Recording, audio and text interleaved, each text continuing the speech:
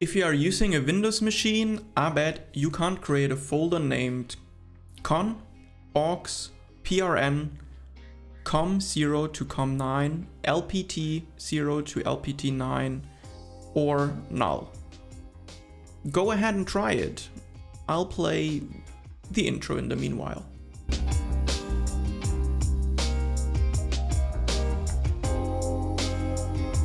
The reason for that throws us back in time to Microsoft DOS.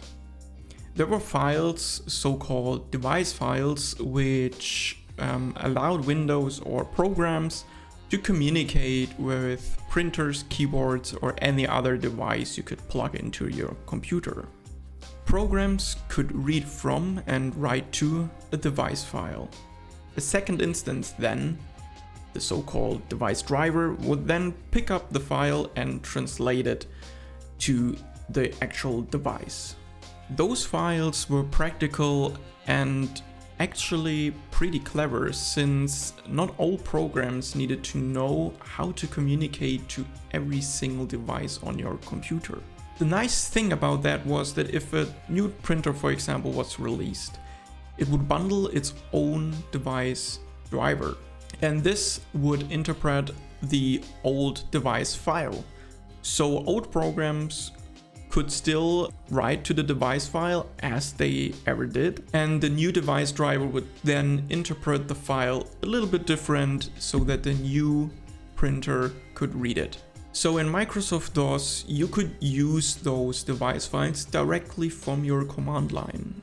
Some of you maybe remember those commands. It was dir or dir, standing for directory, and MS-DOS would then list all files in that directory for you.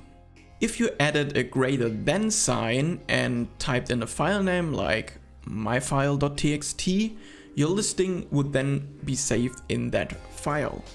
And here comes now the thing. If you would try saving it to a file called, for example, lpt1, MS-DOS would recognize that, and instead of sending it to the hard drive, it would send it directly to the device driver of your parallel port lpt1, which is at the back of your computer, and there's probably a printer plugged in. And it probably would start printing. So for that reason, those file names are reserved, like AUX, which stands for auxiliary port, or CON, which stands for console. If you would do what I just said, you would try sending stuff directly to those devices. But why isn't it scoped to a specific directory, or how we call it nowadays, folder, you might ask? Well, at the beginning, MS-DOS didn't have the concept of directories at all. It was just a loose collection of files laying around your hard disk. Later the directories were introduced, but those file names still had to work everywhere, so it was blocked from everywhere.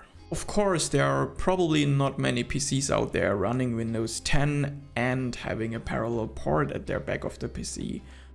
But there might be, and Microsoft chose to support them. And if you are a gamer playing on consoles, this term is your biggest wish. It's called backwards compatibility, which, as you can see in the case of Windows, it's always possible. It's just a matter of effort and money you want to invest. Microsoft was always a friend of backwards compatibility. You are still able to open decades-old Word documents in the latest Word version.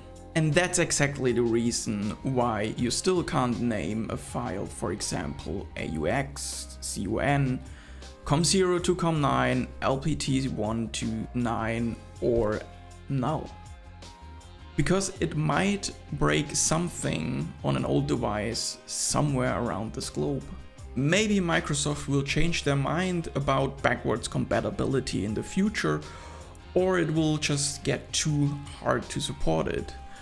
But if you are a user of this device or company, you are probably used to buy new headphones, adapters, charging cables, because your new device just doesn't support the old stuff.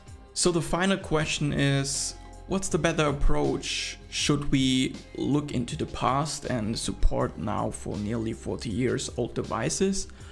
Or should we just look into the future and forget about the past and don't support old stuff? What do you think? Let me know in the comments below. I'm really happy to read your answer. So I hope I could share some knowledge with you. Don't forget to like the video, subscribe to the channel, and see you next week. And in the meantime, you maybe want to watch this video or maybe that video. Bye.